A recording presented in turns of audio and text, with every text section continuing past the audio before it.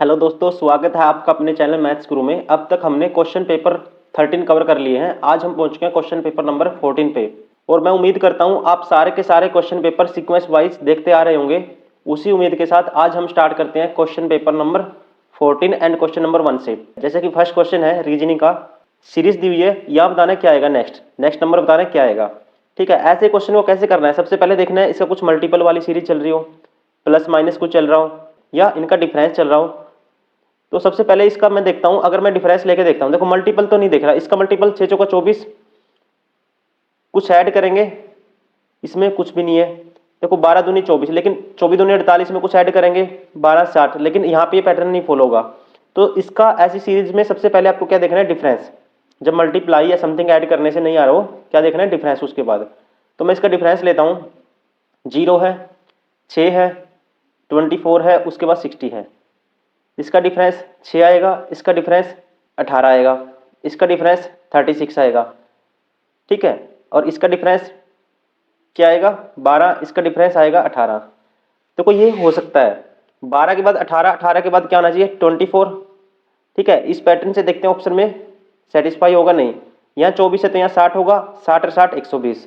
ठीक है, क्या आया 120, और ऑप्शन में भी 120 है। इसका मतलब कौन सा पैटर्न है इसमें, ये वाला, option 4 is correct. Question number 2 है, कहते हैं कि जैसे दिन का रिलेशन सप्ताह से है या कह सकते हैं डे का रिलेशन वीक से है, उसी तरह मंथ का रिलेशन किससे होगा।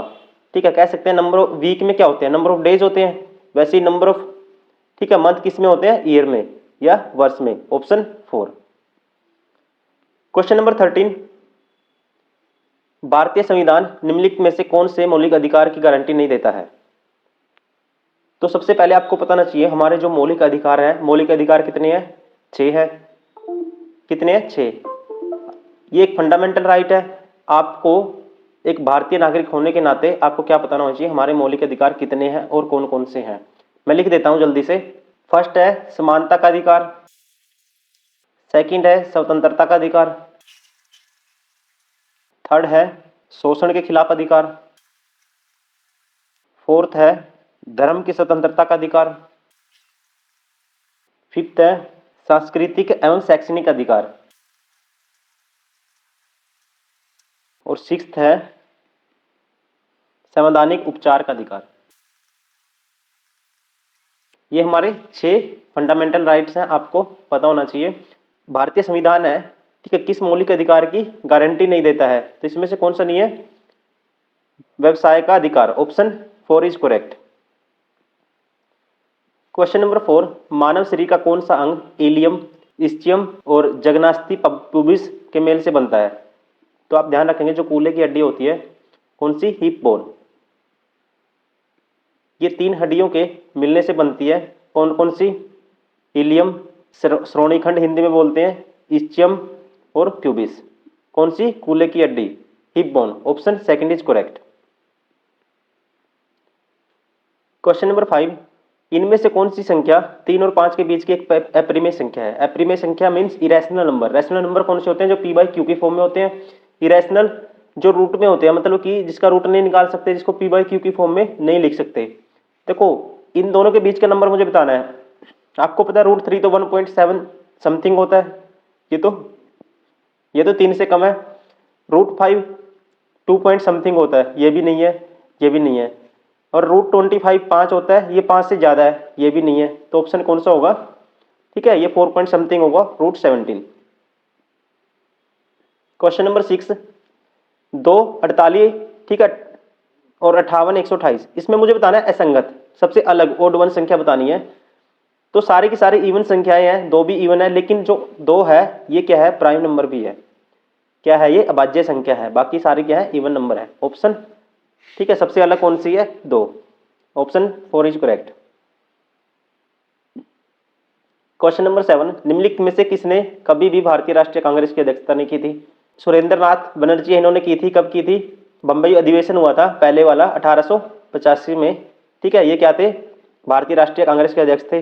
भीमराव अंबेडकर इन्होंने नहीं की। सरोजिनी नायडू 1925 में कानपुर अधिवेशन।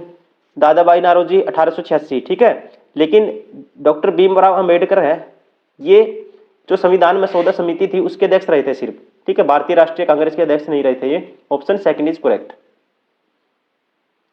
क्वेश्चन नंबर 8, 7 पुरुषों का भार केजी में दिया हुआ है, तो भारों की माध्यिका बतानी है मुझे, एवरेज बताना है। एवरेज निकालने का देखो शॉर्टकट तरीका क्या है, या तो इनको सबको ऐड करो, डिवाइड बाय जितने नंबर ऑफ टर्म है उनसे डिवाइड कर दो, या इसमें से कोई एक नंबर उठा लो मिडिल वाला। मैं 60 उठा लेता हूँ, कुछ भी उठा लो। अब देखो 60 से ये कितना कितना एक्स्ट्रा लेके आए, ये 4 लाया एक्स्ट्रा, ये 3, ये 2, ठीक है, ये 5, ये 7, ये 6 और ये 1। अब एक्स्ट्रा टोटल कितना आया, 4 3 7 2 9 और 5 14 7 21 और 7 28, 28 एक्स्ट्रा आया।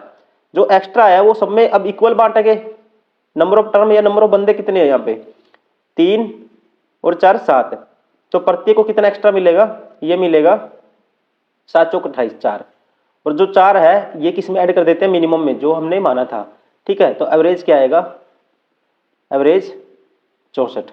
Option first is correct. Question number 9, अब कहते हैं कि जो रिलेशन पैसे का बताना है मुझे, जैसे कि सेंटीमीटर का मीटर से है। देखेंगे मुझे पता है 1 मीटर में 100 सेंटीमीटर होते हैं, वैसे ही 1 रुपए में कितने होते हैं, 100 पैसे होते हैं, तो किससे है, रुपए से। क्वेश्चन नंबर 10, फरमान को किसी परीक्षा में उत्तीर्ण होने के लिए 60% अंक प्राप्त करना है। देखो जो पासिंग परसेंटेज है वो कितना चाहिए उसको, अगर वो पास होना चाहता है 60%। उसने 60 अंक प्राप्त किए और वह 60 अंकों से फेल हो गया, उसके आए 60 नंबर, फेल कितने से हो गया, 60 से, मतलब कि पास होने से कितने कम आए, 60। अगर मैं इसमें ऐड कर देता हूँ, इसका मतलब इतने नंबर आते तो वो पास हो जाता। ये कहते हैं पासिंग मार्क्स, ये पासिंग परसेंटेज है, ये पासिंग मार्क्स।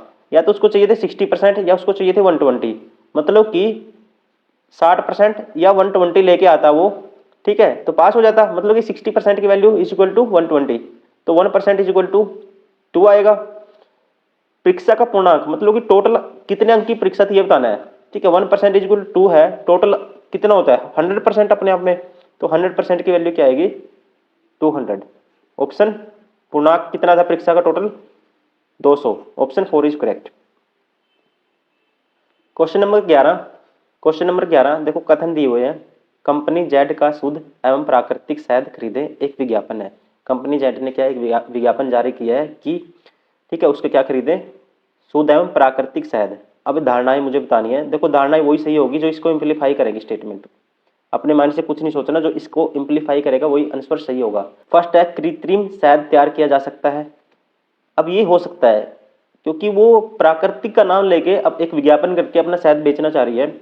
अगर वो प्राकृतिक तैयार करती है इसका मतलब कृत्रिम तो रहा ही होगा, कृत्रिम भी तैयार किया जाता होगा शायद, ठीक है, ये तो ठीक है। क्यों, क्योंकि यहाँ पे दिया है प्राकृतिक शहद खरीदे, प्राकृतिक खरीदे, क्योंकि इसका मतलब कृत्रिम भी होगा। सेकंड है लोग शुद्ध एवं प्राकृतिक शहद के लिए अधिक कीमतों का भुगतान कर सकते हैं। देखो ये बात सही है, लेकिन इस स्टेटमेंट को इम्प्लीमेंट नहीं करती यहाँ पे, क्योंकि कीमतों की बात ही नहीं हुई कुछ भी, ठीक है। हमें अपने माइंड से कुछ नहीं सोचना, वही देखना है कि इसमें से कौन सी स्टेटमेंट निकल रही है, ठीक है। ये गलत है, तो कौन सा ऑप्शन सही होगा इसका, केवल धारणा 1 नहीं था। Option second is correct.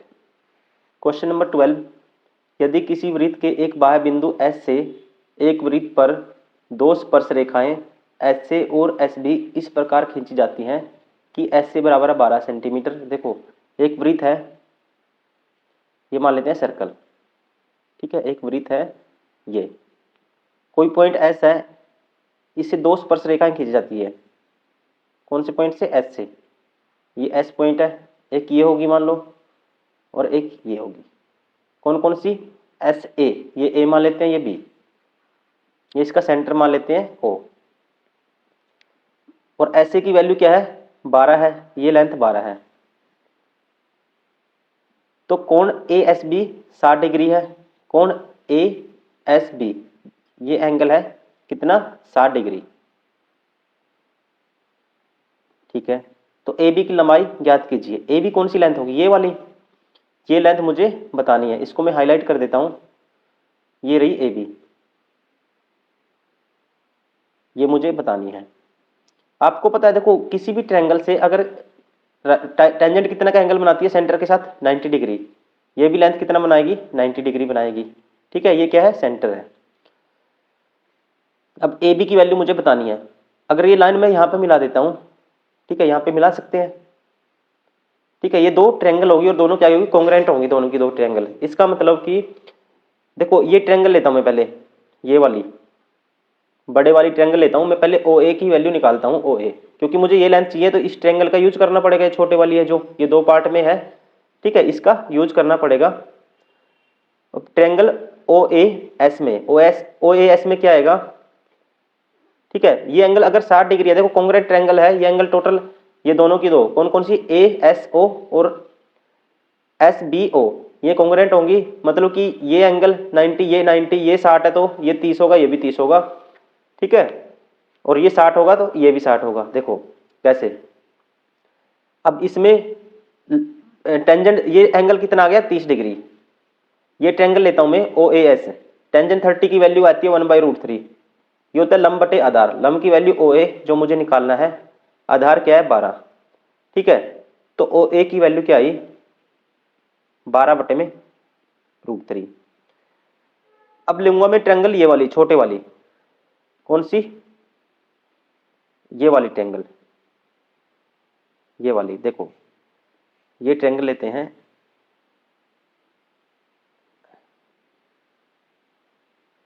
अब ये एंगल 90 डिग्री है, ये O है, ये A है, और ये क्या है, कोई भी पॉइंट मान लो T है ये, अब आपको पता है, ठीक है, ये एंगल कितना है, ये 60, ये 90 है, और ये कितना है, दोनों ट्रायंगल कॉन्ग्रुएंट हो गई थी, ये 60 डिग्री है, ये कितना है 60 डिग्री, तो ये कितना होगा, ये 30 डिग्री होगा।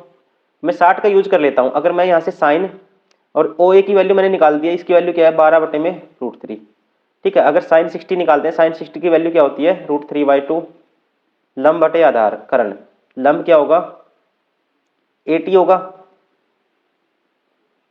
कर्ण क्या होगा 12/√3, तो 80 की वैल्यू क्या आएगी, ये डायरेक्ट मल्टीप्लाई में चला जाएगा इसके, ठीक है, तो √3/2 गुना में 12/√3, √3 से √3 कैंसिल, ये आई 6, अगर 80 की वैल्यू 6 है। अब आप ध्यान रखना हमेशा सेंटर से पास होती हुई लाइन इसको क्या है दो पार्ट में डिवाइड करेगी, ठीक है, किसी बार वाले पॉइंट से सेंटर के बीच बीच लाइन खींचेंगे, ये इसको दो पार्ट में डिवाइड करती है हमेशा, इस प्रॉपर्टी का आप ध्यान रखेंगे। तो ये 6 है तो ये भी 6 है, इनका सबका प्रूफ करके दिखा सकता हूं मैं, लेकिन आपको याद रखना अभी के लिए, ये 6 है तो ये भी 6 है, तो टोटल लेंथ ए बी पूछी है, ए बी क्या होगी 12 centimetre, option first is correct. Question number 13, 2019 में इसरो, ठीक है, 2019 का करंट अफेयर का क्वेश्चन है, इंपॉर्टेंट नहीं है, हम बात करेंगे 2024 की। 2024 में आपको यह पता होना चाहिए जो वर्तमान में इसरो के अध्यक्ष कौन है, ये है 14 नंबर के एस सोमनाथ। ये पूछेगा कौन है सोमनाथ है, पूछे कौन से नंबर के, 14वें नंबर के हैं, ठीक है, और इसरो की खोज भी पूछ लेता है कभी कभी, ये कब हुई थी स्टैब्लिशमेंट इसकी 15 अगस्त 1969 में, ठीक है, 15 अगस्त 1969। क्वेश्चन नंबर 14, भारतीय संविधान में पंचवर्षीय योजना का प्रावधान किस देश से लिया गया है। देखो सबसे पहले जो पंचवर्षीय योजना कॉन्सेप्ट आया था सोवियत संघ में, कह सकते हैं यूएसएसआर में, वहीं से जो पंडित जवाहरलाल नेहरू थे 1947 में, इन्होंने मोटिवेट होकर वहीं से, ठीक है, ये कॉन्सेप्ट भारत में लेके आए, ठीक है, और 1950 में योजना आयोग की स्थापना करी, और इसने पूछा ये कॉन्सेप्ट कहां से आया था, यूएसएसआर सोवियत संघ से, option 4 is correct. Question number 15, इसका क्या है एचसीएफ बताना है, ठीक है, एचसीएफ क्या होता है, highest common factor, highest common factor. अब एचसीएफ के लिए यहाँ पे थोड़ा सा टाइपिंग एरर, यहाँ पे 70 है, ठीक है, 28 और 70 में कॉमन क्या आएगा 14 आएगा, 14 दोनों को डिवाइड करेगा। अब p की पावर 5, p की पावर 3, कॉमन क्या आएगा p की पावर 3, q की पावर 2, q की पावर 4, q की पावर 2 कॉमन आएगा, मतलब कि 14 p की क्यूब q का square, option second is correct.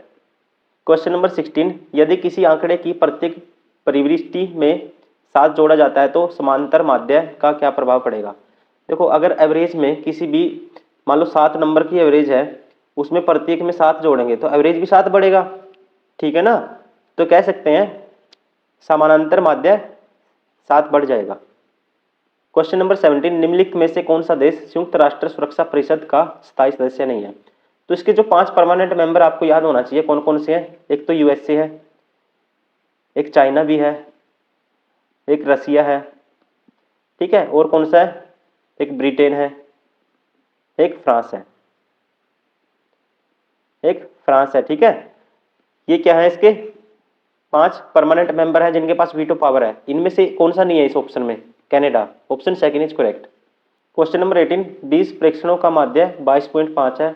एक प्रेक्षण को गलती से 25 की बजाय -25 के रूप में नोट कर लिया गया था, तो सही माध्य बताइए। देखो मैं आपसे एक क्वेश्चन पूछता हूँ, मान लो घर वाले आपको 100 रुपये दिए हुए हैं आपको पॉकेट में रखने के लिए। अब वो कहते हैं कि हम आपको 25 रुपये और देते हैं, 100 तो है ही आपकी जेब में, आपको ये पैसे खर्च नहीं करने, लेकिन आप क्या करते हो, वो 25 ऐड करने की बजाय उसमें से खर्च और कर देते हो जो आपके पास 100 रुपये थे। मतलब कि आपके पास आने कितने चाहिए थे, 25, तो कितने हो जाते हैं 125। आपने ये तो लिए नहीं, आपने क्या कर दिया, इसकी बजाय माइनस कर दिया, इसमें से 25 और खर्च कर दिया, आपके पास कितने बच गए 75। कहने का मतलब डिफरेंस कितने का आया, 50 का। मतलब कि आपकी जेब में होने चाहिए थे 125, अब क्या है 75 है, ठीक है ना। अब है कितने हैं 75। इसका मतलब, ठीक है, यही कॉन्सेप्ट है। कहता है कि एवरेज क्या था 20 नंबर का 22.5 था।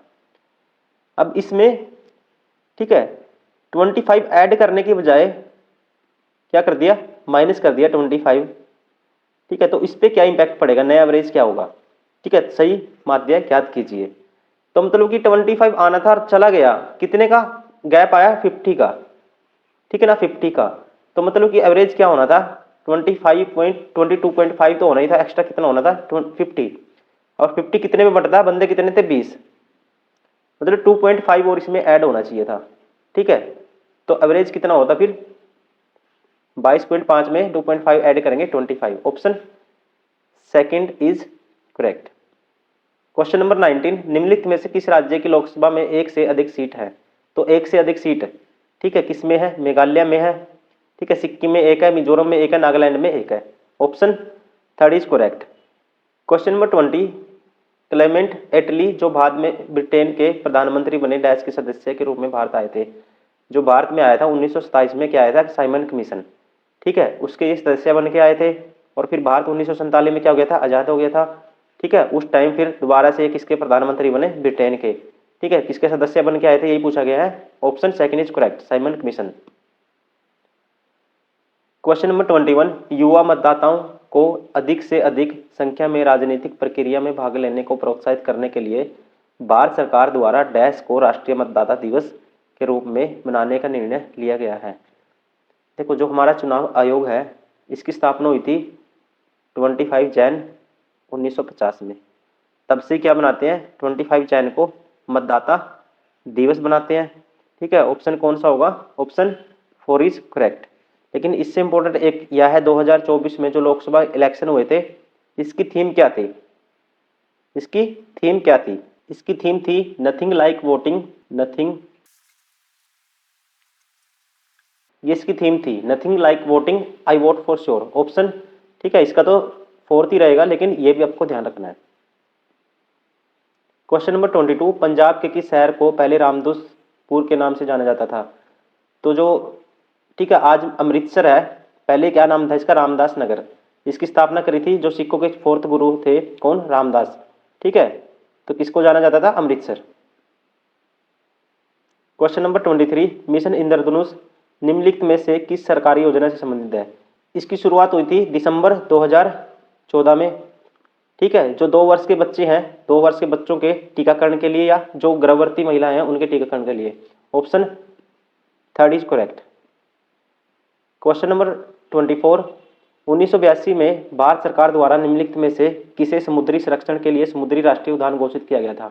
देखो जो गुजरात है, ये क्या है, सबसे लंबी इसकी समुद्रीय तटीय रेखा है, कितनी है, 1915 किलोमीटर, 1915 किलोमीटर। इसी में क्या है, कच्छ की खाड़ी, ठीक है, या खंबात की खाड़ी। Option first is correct. और इसे क्या किया गया था, भारत सरकार द्वारा समुद्री संरक्षण के लिए समुद्री राष्ट्रीय उद्यान घोषित। Question number 25। अभी क्या है, सिलोक्स का क्वेश्चन है। कुछ जानवर वर्णार्ध है, मान लेता हूं कुछ जानवर को जे मान लेते हैं एक टाइम के लिए। ये क्या है, वर्णार्ध है, इसको वी मान लेते हैं वर्णार्ध को। सभी रंगीन वर्णार्ध है, सारे के सारे रंगीन इसके अंदर आते हैं, लेकिन जानवर नहीं है। रंगीन है, वर्णार्ध है, लेकिन ये आर क्या है, जे नहीं है। अभी मुझे बताना है कौन सी स्टेटमेंट निष्कर्ष या फॉलो करेगा। सभी रंगीन वर्णार्ध है, ध्यान रखेंगे सभी रंगीन वर्णार्ध है लेकिन जे नहीं है। अभी देखते हैं कौन सी स्टेटमेंट फॉलो करेगी। सभी वर्णार्ध जानवर है, सारे के सारे भी जे हो सकते हैं, नहीं हो सकते क्योंकि कुछ है, ये गलत है। कुछ वर्णार्थ जानवर है, ठीक है, कुछ भी क्या है, जे है, कुछ भी, ये तो होगा ही, दिया इसने, ठीक है, ये तो खुद ही बोला है, ये ठीक है। इसका मतलब सारे चेक नहीं करने, जब ऑप्शन 2 2 3 3 दिए हो ना, वो कहते हैं कि ऑप्शन 1 एंड 2 फॉलो, तभी हमें चेक करने हैं। अब तो हमारा सेकंड ही करेक्ट हो गया, इसका मतलब ऑप्शन कौन सा होगा, सही। लेकिन चेक कर लेते हैं फिर भी। सभी वी रंगीन है, सारे के सारे वी रंगीन है, नहीं हो सकते। कुछ जानवर रंगीन है, कुछ जे वी है, ये तो दिया इसने, ठीक है। कुछ जे आर है, ये तो दिया इसने, कोई भी आर, ठीक है, लेकिन जानवर नहीं है, रंगीन क्या है, जानवर नहीं है। इसका मतलब ये भी गलत है, ये भी गलत है। Option second is correct. Okay दोस्तों, thank you very much for watching this video. अगर आपको वीडियो वाकई में पसंद आती है, प्लीज लाइक एंड सब्सक्राइब करें एंड शेयर करें। और मैं उम्मीद करता हूँ सारे के सारे प्रीवियस ईयर पेपर जो मैं कवर करवा रहा हूँ आप सीक्वेंस वाइज देखते आ रहे होंगे, और ये आपके लिए काफी यूजफुल साबित होने वाले हैं, ठीक है। आपको रेलिवेंट पढ़ना है, ऐसे नहीं आपको ज्यादा इधर उधर भटकने की जरूरत नहीं है। कभी कहीं पढ़ो, कभी कुछ कर लिया, कभी कुछ हार्ड टिपिकल क्वेश्चन कर रहे हो जिसका एग्जाम से कोई लेना देना नहीं है, ऐसे ऐसे क्वेश्चन आप सोल्व कर रहे हो। आप सिर्फ अपने नोट्स रिवाइज करिए और प्रैक्टिस करिए दबा के, ठीक है ना। मैं इसलिए करवा रहा हूँ, कुछ स्टूडेंट वर्किंग में होते हैं, उनके पास टाइम नहीं होता, वो कहीं पे भी वीडियो देख के इनको सोल्व कर सकते हैं, ठीक है। अपना सिलेबस नोट्स रिवाइज करें और इसको कवर करें। चलो मिलते हैं नेक्स्ट वीडियो में, थैंक यू वेरी मच।